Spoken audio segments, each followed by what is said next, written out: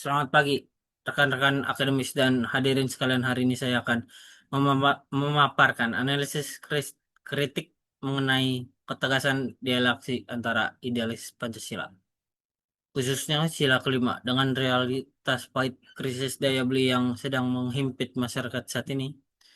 Kita akan membedah apakah kebijakan ekonomi kita masih berjalan di rel ideologi atau justru sudah menyimpang. Perkenalkan, nama saya Muhammad Rizky Priyansyah dari Program Studi Teknik Informatika Universitas Mercubuana. Meskipun latar belakang saya adalah teknologi, penelitian ini lahir dari kegelisahan intelektual terhadap kontradiksi kebijakan ekonomi domestik. Di era digital ini, efisiensi seringkali dipuja, namun kita sering lupa bertanya, efisiensi untuk apa? Kemakmuran siapa? Studi ini mencoba menjawab irisan antara kebijakan publik dan kesejahteraan rakyat. Tuj- Tujuan metode studi ini adalah mengevaluasi sejauh mana kebijaksanaan ekonomi nasional masih memegang teguh prinsip intelektualitas sesuai nilai luhur, luhur Pancasila. Saya menggunakan mode deskriptif kualitatif dengan teknik pengumpulan data sekunder yang mencakup periode 2019 hingga 2024, sebuah rentang waktu yang dimana kita menghadapi pandemi global, distribusi rantai pasok hingga fluktu- fluktuasi harga komoditas yang ekstrim. Temuan utama paradoks dan pertumbuhan. Temuan kunci penelitian ini mengungkapkan sebuah paradoks yang mengkhawatirkan. Meskipun angka pertumbuhan PBD kita tampak tangguh dan stabil di kisaran 5%, manfaat dari pertumbuhan tersebut ternyata tidak terdistribusi secara merata.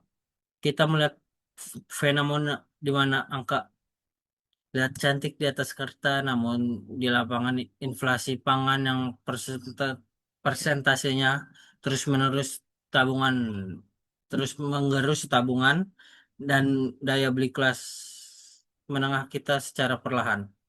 Sebagai fondasi berpikir, kita harus kembali ke pasal 33 Undang-Undang Dasar 1945. Mandat konstitusi kita sangat jelas, ekonomi harus disusun sebagai mana usaha bersama berdasar atas asas kekeluargaan, negara memiliki kewajiban moral dan hukum untuk menguasai cabang-cabang produksi yang penting bagi hajat hidup orang banyak. Ini adalah atensi dari kapitalisme. Tujuan akhirnya adalah kemakmuran kolektif, bukan akumulasi modal bagi segelintir elit. Krisis daya beli yang kita rasakan saat ini memiliki anatomi yang kompleks. Di satu sisi ada tekanan eksternal berupa gejolak geopolitik dan kenaikan harga energi global. Namun di sisi lain, kondisi ini diperburuk oleh ruang fiskal kita yang terbatas dan kebijakan yang terkadang kurang responsif. Penurunan konsumsi real rumah tangga bukan sekadar angka statistik, melainkan sinyal bahwa masyarakat mulai mengerem kebutuhan pokok demi bertahan hidup. Pertahankan grafik yang saya tampilkan. Rasio Gini Indonesia masih tertahan di angka 0,379. Meski ada penurunan sedikit, angka ini mengonfirmasi bahwa distribusi kekayaan masih terkonsentrasi di piramida atas. Pertumbuhan ekonomi yang kita banggakan selama ini ternyata belum mampu secara signifikan mempersempit jurang antara mereka yang memiliki aset dan mereka yang hanya mengandalkan upah harian. Pertumbuhan seringkali kalah oleh inflasi. Mengapa keadilan sulit dicapai? Ada tiga hambatan. Pertama, dominasi oligarki. Konsentrasi pasar pada beberapa pemain besar menciptakan hambatan bagi kompetisi yang sehat. Dua, rendahnya rasio pajak. Kemampuan negara membiayai program. Kesejahteraan terhambat oleh tax rasio yang rendah dibandingkan negara tetangga. Tiga, jaringan pengaman sosial yang parsial. Sistem perlindungan sosial kita masih bersifat bantuan darurat, belum menjadi sistem universal yang melindungi setiap warga negara di guncangan ekonomi. Kita menghadapi kontradiksi nyata di lapangan sejak gelombang liber liberalisasi pasca 1998 pada deregulasi yang memanjakan pasar global.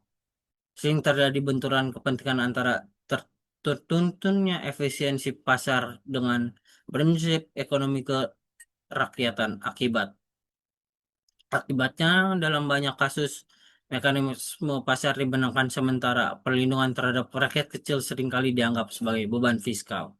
Berdasarkan analisis tersebut, saya menawarkan 4 pilar rekomendasi. Pertama, reformasi pajak progresif memastikan mereka yang paling mampu berkontribusi lebih besar dari pembangunan. Kedua, penguatan UMKM bukan sekedar bantuan modal, tapi proteksi pasar dari serbuan produksi impor murah. Ketiga, sistem jaminan sosial universal memperluas cakupan perlindungan kesehatan dan ketenaga kerjaan bagi pekerja sektor informal.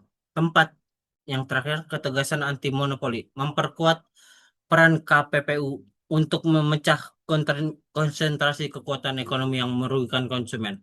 Sebagai kesimpulan, krisis daya beli yang kita hadapi hari ini bukanlah bukti kegagalan ideologi Pancasila. Sebaliknya, ini adalah bukti kegagalan kita dalam mengimplementasikan nilai-nilai tersebut ke dalam teknologi kebijakan. Masalah kita bukan pada ketiadaan kompas, melainkan pada keberanian politik untuk mengikuti arah kompas tersebut. Kita bukan kita butuh perubahan struktural bukan sekedar obat poles di permukaan. Terima kasih. Wassalamualaikum warahmatullahi wabarakatuh.